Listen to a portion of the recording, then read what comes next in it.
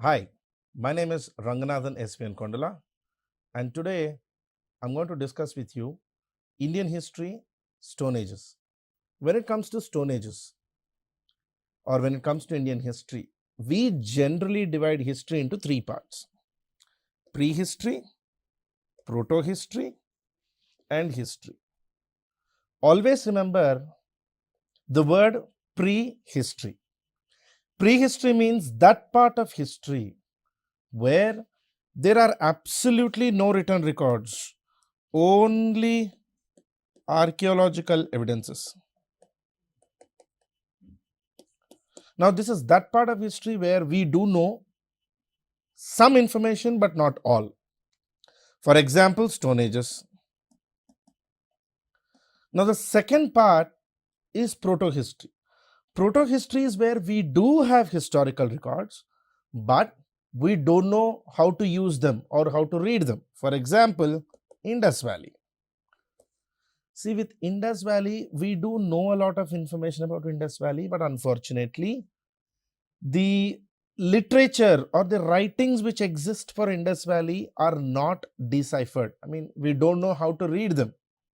So, we do know the historical period, but no specific information. So, everything here will be based on assumptions, completely based on assumptions. And then the third part of history, which you have to study for your exam, very important, is the core history. Now, this is the part after Indus Valley from approximately 1750 BC onwards up until present day. Now, this is the period where we do have records, we have archaeological evidences, we have other references, all sorts of available information.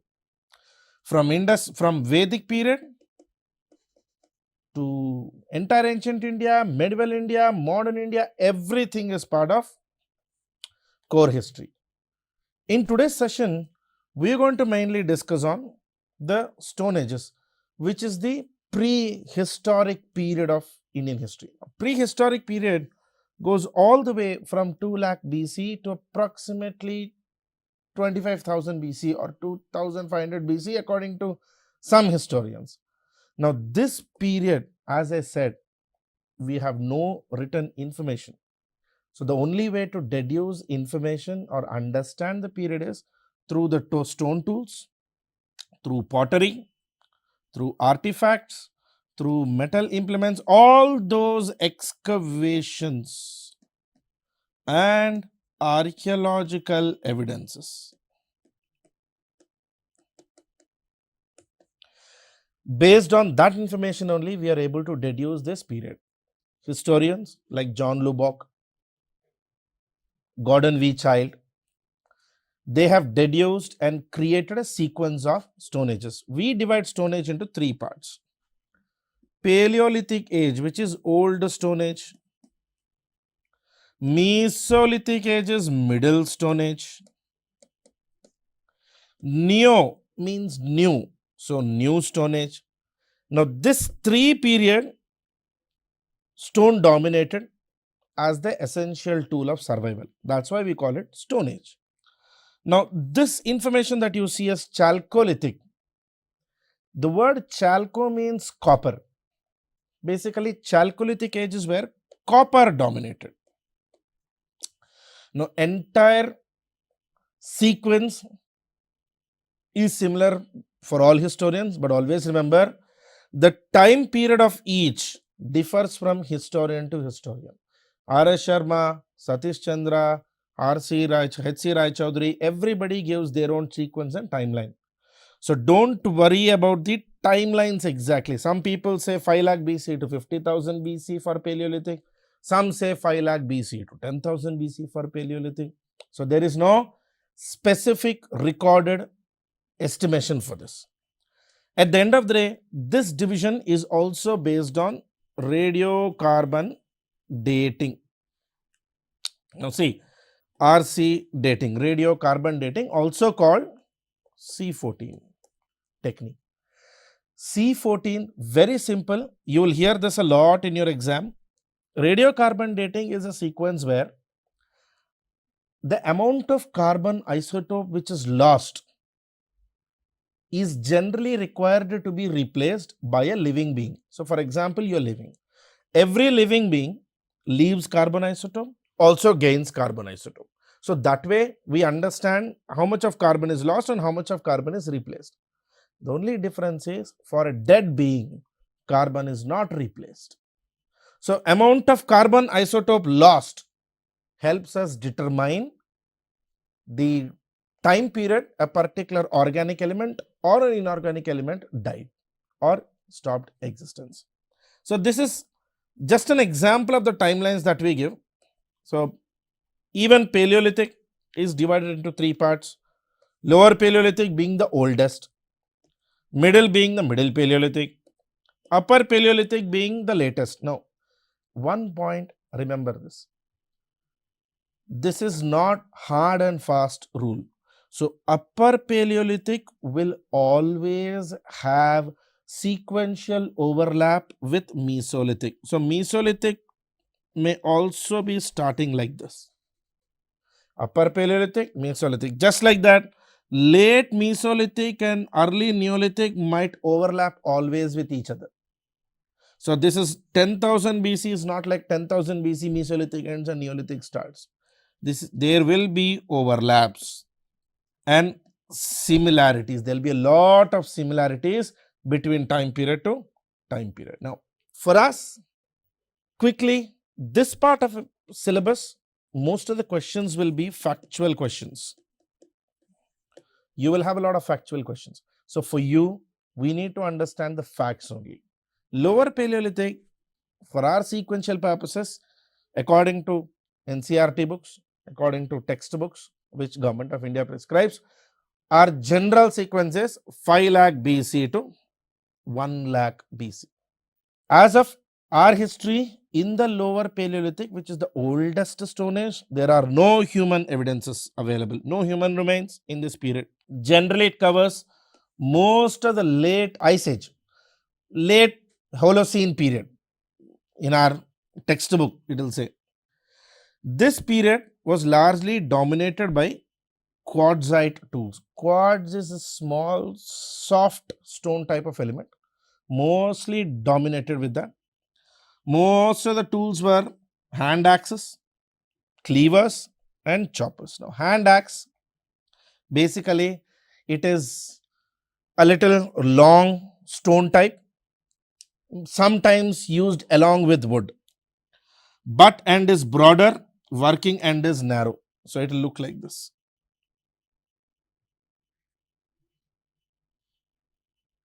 The butt end is broader, the working end is narrow. Now, for cleavers, remember they have a heavy, broad, biphased edge like this. Two face, the front and the back. Choppers made by chipping sides of the stones to make them look sharp. Now, what were these tools primarily used is because you have to understand lower Paleolithic was strictly about hunting and gathering.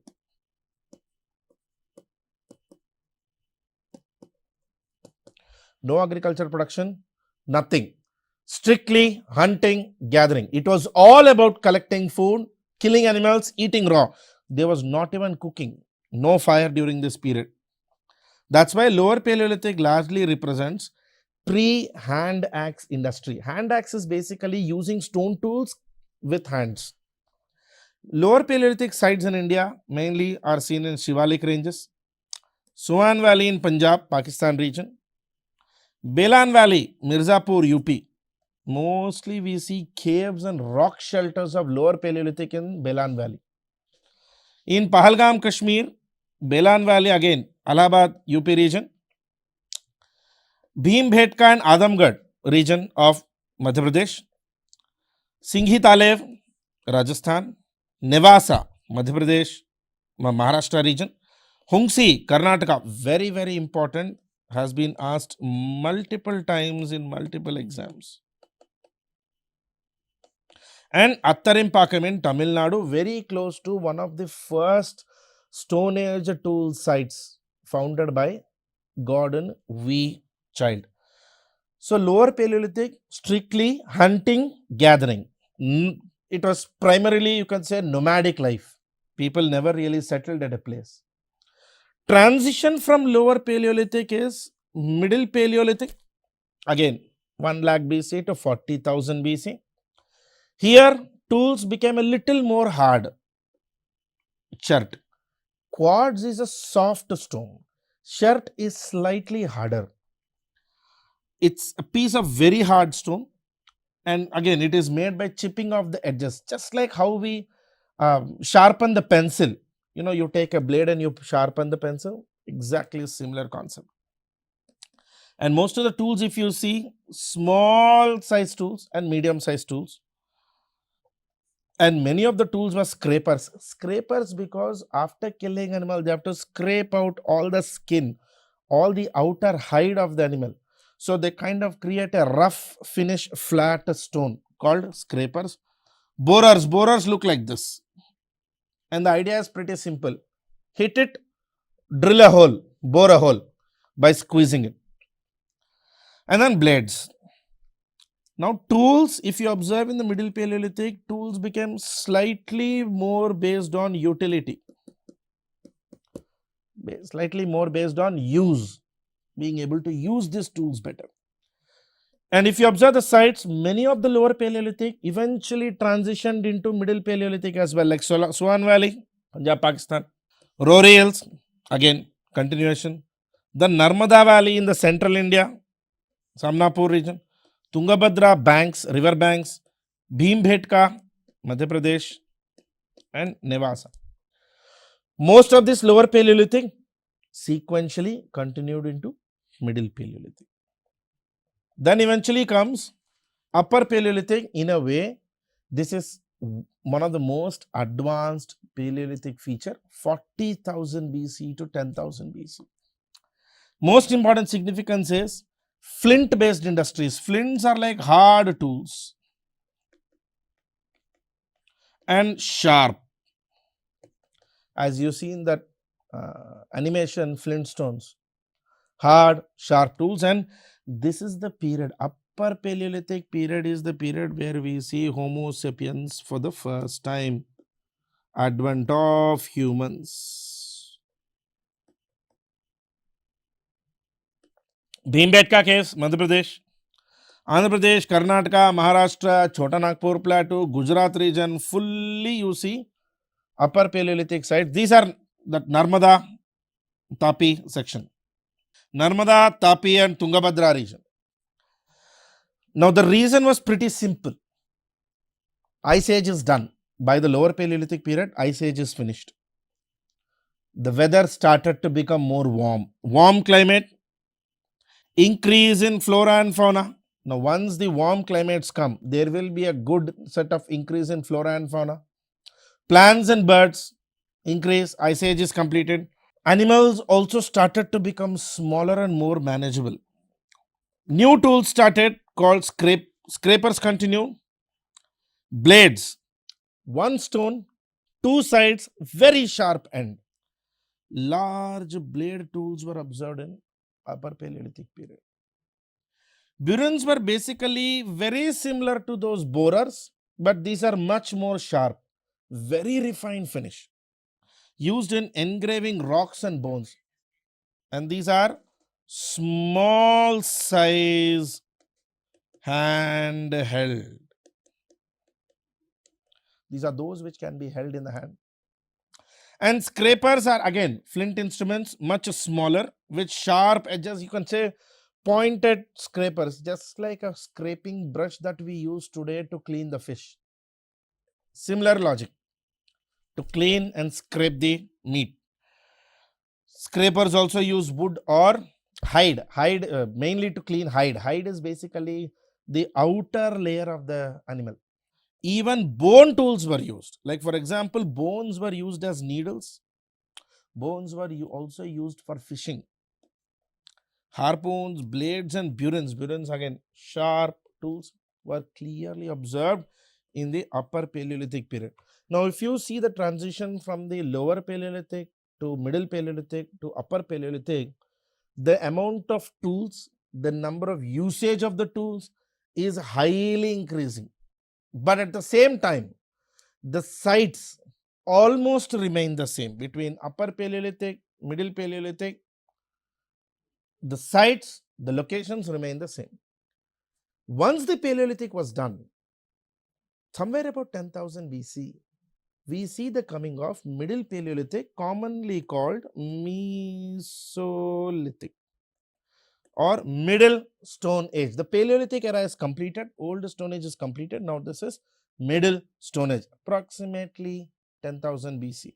Meso means middle, lithic means age, also commonly known as Mesolithic era, mainly because microlith is another word which is used for this era. Micro means small, lith means stone, because here tools become extremely small, handheld, approximately 8 to 15 centimeters size. And generally historians consider Mesolithic period to be a transition phase from Old Stone Age to New Stone Age. Naturally, it's a transition, so we see warmer climate, more flora and fauna, more number of plants and animals available, and even a geographical distribution now starts getting quite restricted. Langaganj in Gujarat, 𝗵𝗵𝗸𝗃, which has previously been a Paleolithic period, continues to be a Mesolithic. 𝗂𝗧𝗎𝗎 in Allahabad, that Belan Valley region slightly extended towards 𝗂𝗧𝗎𝗎. Bagor region in Rajasthan, very close to Nevasa, and Sanganakallu. Some books will also call this Saraiganakallu. It's okay. Karnataka. In Middle Stone Ages, in Mesolithic period, we see people starting to show certain features of settlement. Not fully, people were still nomadic. Hunting, gathering was still the main aspect.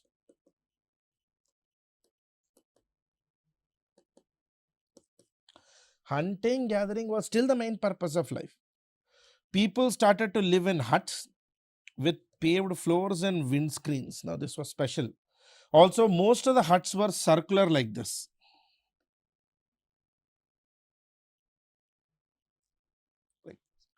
And people at 𝗵𝗵𝗃𝗃 even made floors with stone slabs. Now this is the similar flooring that we even use today. In certain water areas, we use this flat, large stones. Stone slabs and settlements are observed. Now, presence of this has sometimes been analyzed by historians as the practice of having settlement, or in textbook they call it sedentism. Sedentism means settled life. While this began, this was not the main purpose. Most of the tools in the Mesolithic period were chipped or flaked stones. Flaked means outer layer removed, slim, very thin stones. Here, most of the tools, as I said, were about 8 centimeters. The tools included blades, lunates, scrapers, points, every type.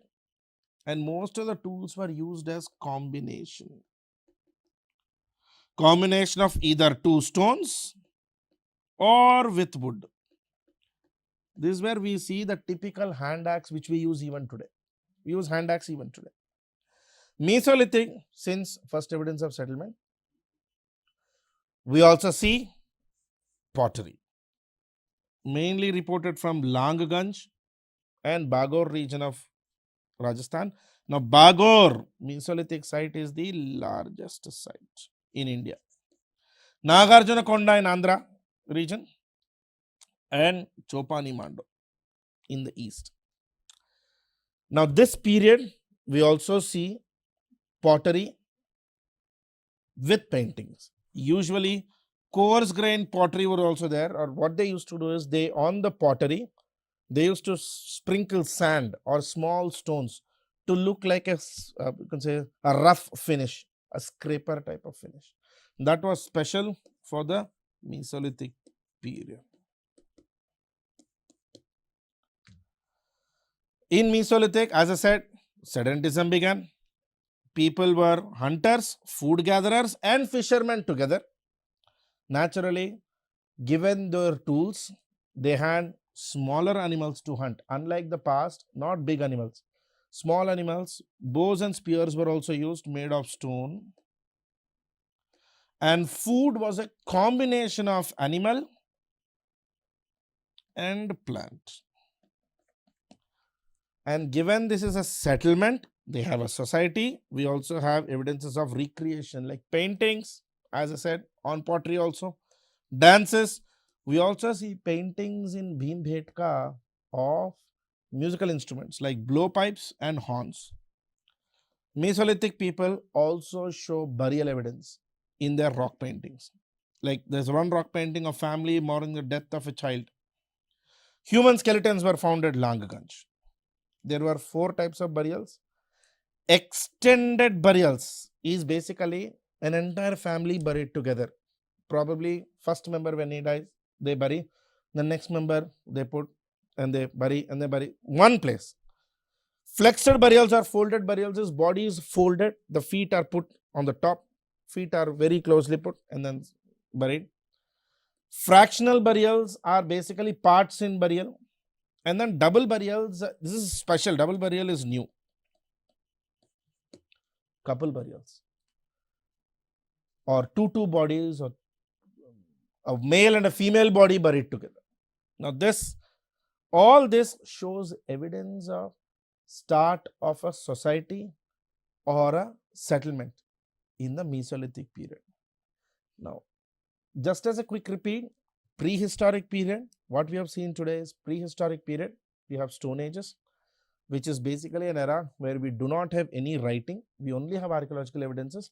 There are 2 major types we have seen today, Paleolithic, Mesolithic. Paleolithic itself is again divided into 3. Lower Paleolithic, the oldest, Middle Paleolithic, in between, Late Paleolithic or Upper Paleolithic, the latest. And this followed by Mesolithic, which is the Middle Stone Age. We will continue this with Neolithic shortly. We've seen today till Mesolithic. Now, Mesolithic period then transitioned into Neolithic age. Now, Neolithic age is sometimes simply called New Stone Age. Neo means new, lithic means Stone Age. This was a term coined by historian John Lubbock, he is also archaeologist. Robert Bruce Foote identified the first site in India, the Pallavaram axe site in Tamil Nadu.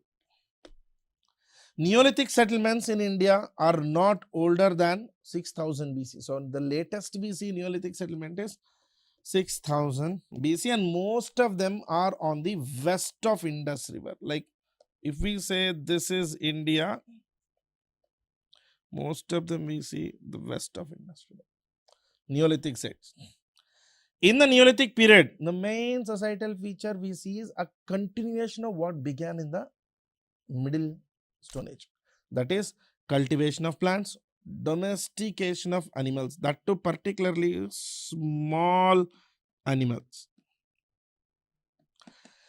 Since they are doing cultivation of plants, sedentism will become the center part or central feature of the Neolithic period. Sedentism is settled lifestyle. Now, given that they are cultivating plants, they will have to settle at a place. Now, that will lead to village settlements, which eventually becomes civilization, which will eventually turn up into a civilization. Major crops of this Neolithic period are wheat, barley, lentils, rice and millets. Now, remember, Neolithic period did have hunting, but these were comparatively smaller in size and smaller in quantity. Most of the food was produced. Boar, nilgai, etc. were largely hunted animals, wild animals. The Neolithic settlement, again, it continues what they did in Mesolithic. Houses were built on circular shape, and the speciality is houses were built on a series of bamboo posts. Like for example, in the wall, instead of having a wall, they will lay bamboo sticks right one after the other like a circle. On top, they will have a circular roof like this. Bamboo, bamboo, bamboo, like this, bamboo sticks. Now, this was the type of housing we see in Neolithic period. And houses generally had this feature of 4 or more parts, indicating family living rather than individual living. Kashmir Valley, particularly 𝗵𝗂𝗺 and 𝗪𝗃𝗃. 𝗵𝗂𝗺 and 𝗪𝗃𝗃 shows Neolithic constructions of phase 1, circular, rectangular, even oral housing. And some of these were even pits. Pits are basically living under the surface line. Suppose if this is the surface line, living like this in the pits, like burrows. Walls were made of even wattle and split bamboo. Wattle is like a type of fiber plastered with mud. This is a type of housing that you see even in the tribal households. Households had a hearth, a little like a little mound type in the corner, sometimes with only 2 stones. They might have, see that why this hearth is there, or why this particular suppose if this is the house surface like this, they used to have this, probably because of cooking. They might have been lighting fire here and leaving the vessel here. That is primarily a reason why the hearth was artificially created. Robert Bruce Foote actually calls Neolithic era a Neolithic revolution. He doesn't call it a Neolithic period, he calls it Neolithic revolution, because if you observe, everything changed here from what was there in the past. Some of the important Neolithic sites and their evidences are in Mehergarh. Mehergarh is called the bread basket.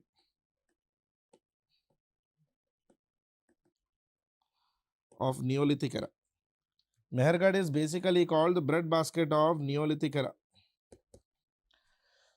We see crops like wheat, barley, cotton. In Kashmir Valley, as I already said, 𝗵𝗂𝗺 and 𝗪𝗃𝗃, people lived in pits under the ground. They used coarse grey pottery. Coarse means rough, finished pottery.